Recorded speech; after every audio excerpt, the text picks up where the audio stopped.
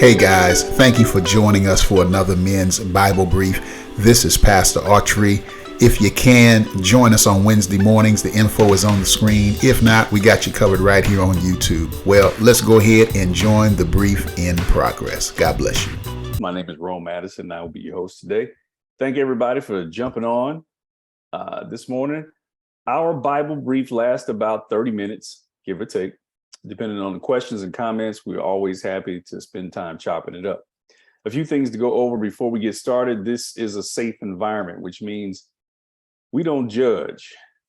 We are recording the speaker portion of the Bible brief, but we cut off the recording for our questions and interactions, so you can feel free to be as open and transparent and honest as you want. After each Bible brief, if you got to leave early, it's not a problem. If you want to let us know, just hit us up in the chat. Also, in the chat feature, if you want to share books, resources, links to things, feel free to post that link in the chat. And during our discussion time, to avoid crosstalk, we ask you to raise your hand. And you look down at their reactions on your phone or on your computer, there's a reactions. You can raise your hand so we can recognize you, because we want to avoid crosstalk during the sessions. We ask you to limit your comments to no more than 2 minutes, as we want to give as many brothers a chance to chop it up as possible. So at this time, we ask everyone to mute yourselves, maintain a level of Zoom etiquette, respect, and anonymity with comments that are made. Our hump day food for thought comes from none other than Dr. Terrence Autry. He has said that men are called to be tough and tender with our dealings with people in life, but the balance is a thankful heart. Our speaker for today is the Rattler, Brother Darian Swinton. Brother Swinton. Appreciate that, Rome. Yes, sir. Yes, sir. 1887. Found in 1887, old FAMU. But we're not here to talk about my HBCU. We're here to talk about our continuing series, the Samson Syndrome. So the Samson Syndrome. So we're going to talk about intimacy. This was in the, I think, chapter 14, if I'm not mistaken. I've been looking for my book feverishly, and I cannot find it in this, I guess, pile of mess. But when it comes to strong men, how many know that we typically can struggle with intimacy? So here's a couple of those contending factors that make it hard for us to understand what true intimacy is about. Now, think about it from this standpoint. Many of us grew up thinking that intimacy was relegated to just women and their feelings, and that intimacy is not something that men should be associated with. Even today, a lot of us may struggle with embracing and practicing intimacy because it is viewed as being soft or weak. So when you think about it, one of the contending factors is, how we grew up, how we associate, gender roles and what we should and should not do. That's one of the first contending factors. The second thing is misconception. Intimacy is, unfortunately, a lot of times synonymous with sex, and they are used interchangeably. So the issue is, sometimes as men, we got to understand that we're wired for sex. We like to see and then touch and feel, and that is part of intimacy, but it's not the totality of intimacy. So a lot of times there's this tunnel vision about how we view intimacy, and it's not just in terms of physicality. You know what I'm saying? So again, I think one of the misconceptions is that we look at intimacy and sex in the same light, and it's not something that we need to continue to do because it's not the same. So, and then lastly, selfishness. This is one of the big contending factors. Intimacy requires a focus on someone else, not just you, what you can gain as a result of intimacy. I'll read that again. Selfishness, one of the last contending factors with understanding intimacy. Intimacy requires a focus on someone else and not just you, and what you can gain as a result of intimacy.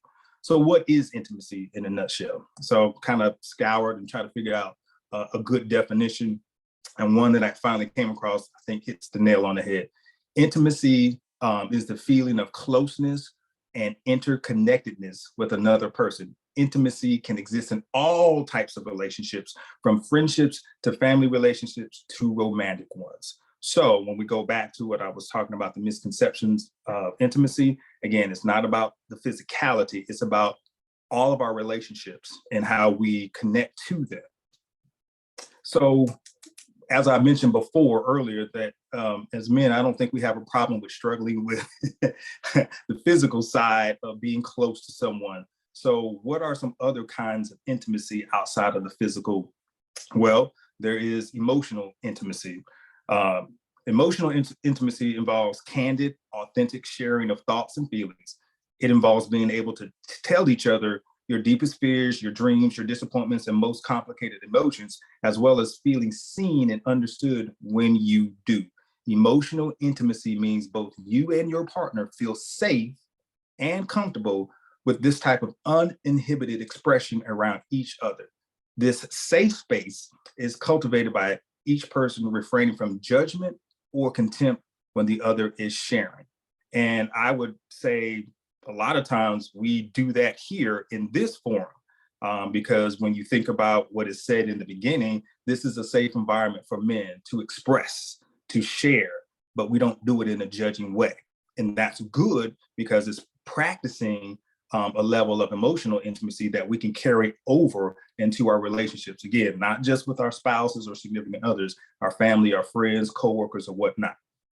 Second kind of intimacy, intellectual intimacy. And that's like basically a level or comfort with communicating beliefs and viewpoints without worrying about potential conflicts that which creates intellectual intimacy. Each person in the relationship has the freedom to think for themselves and believes that their opinions are valued instead of feeling pressured to agree. I think this is really, really important because a lot of times, especially in this day and age, everybody has an opinion. And in this society nowadays, your opinion is your opinion and it's supposed to be valued. Regardless of right or wrong, I think a lot of people value the fact that they can speak their mind and not be judged and not be criticized. But a lot of times it's it's like sometimes you want to correct people when you're like, no, what you're saying is not really true. And you get into this philosophical argument or whatnot. So the idea is creating, again, an environment where somebody can come, share their beliefs and viewpoints. And even if you don't agree with them, listen, because again, the definition of intimacy, if you're trying to connect with somebody, there's got to be a way where closeness can happen. If there's always a constant barrage of saying like, you're wrong, this doesn't make sense, I'm pushing back on this, then that intellectual intimacy will go out the door. I know pastors often said this in terms of him and Lisa, they are definitely individuals that have great minds. They don't always think alike, and they've, had some back and forth heated debates about certain things. But you know what? At the end of the day, they always came back and said, hey, we agree to disagree, let's watch a movie together and keep it moving. The third type of intimacy is experiential intimacy. This is basically shared experiences that lead to inside jokes and private memories that can intensify a connection. The act of teamwork and moving in unison toward a common goal while creating an experience that establishes a feeling of closeness. And I think all of us can kind of give examples of experiential intimacy. It's kind of self-explanatory from that standpoint. You may have a homeboy, you know what I'm saying? Y'all grown up for, known each other for years and years and years, and y'all can look at each other, and, when something is going down and just shake your head and start laughing because you know what's going on, because y'all spent some time together and understanding, who each other are. But in situations, y'all have created a bond that nobody else can understand. Lastly is spiritual intimacy. And this is not necessarily a religious practice. It's kind of, how do I want to explain it? So look at it like this. Spiritual intimacy, the way I kind of view it is, if you and your significant other of course, have a common belief in terms of, God. Then when it comes to spiritual intimacy, one, you're taking your individual personal time to connect with our Creator. But then also, let's say you're the head of the household as a husband, you're taking that time that you spent with the Lord and you're connecting with your wife so that the two may become one in prayer and devotions and reading the Bible and doing whatever ministry. To me, that's what spiritual intimacy is all about. And when that happens, you guys, it's a beautiful thing. It's something that I think that makes God smile, makes God happy. So there was kind of like a different definition, but I didn't really kind of want to give that because I was like, it's too wordy, too technical. So I said, let me just break it down for you guys. So those are the four types of intimacy. Let me just go back over them real quick. Emotional intimacy, intellectual intimacy, experiential intimacy, and spiritual intimacy. So kind of wanted to shift into real quick why intimacy is important in terms of building good relationships. You got to make intimacy a priority. So in regards to a marriage, it takes two to build intimacy. A marriage, in terms of spouses, there's got to be commitment and active participation in order for intimacy to work. And definitely, this is something that I have to work on all the time. Men should be proactive in creating an environment for intimacy. It is not up to your spouse. Men should be proactive in creating an environment for intimacy. It is not up to your spouse. You have a title, or I should say a position, a mantle, whatever you want to call it, as the head of the household. But that doesn't mean something in terms of a dogmatic standpoint. You have to talk to your wife or communicate to your spouse in a way that she can get it, she can understand. Again, remember, we're wired differently. Women, they like to talk a lot. They use a lot of words, but they express their feelings differently than we do. So to protect that, to help let that flourish in your household, you've got to create that environment. So you got to make a point to do that. In terms of applied intimacy, one thing that's really, really important is what we do here is what you have to do in your relationships. Again, it's not just your spouse, it's your friends, your confidants, whomever.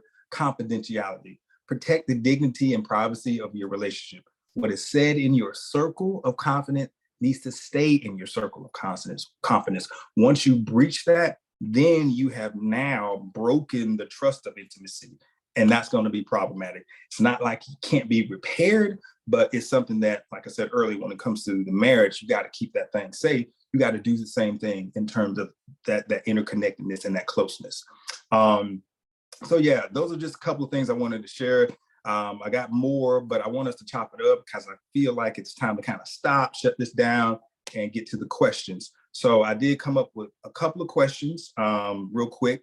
The first one, what has been the most intimate experience you have had with the Creator? That's the first question. What has been the most intimate experience you have had with the Creator? Question number two, which of the four types of intimacy, emotional, experiential, intellectual, spiritual, have you experienced where it did not lead to something physical, or i.e. sex? Explain. Which of the four types of intimacy, emotional, experiential, intellectual, spiritual, have you experienced where it did not lead to sex? And share, explain. So that's all I got, brothers. Let's chop it up.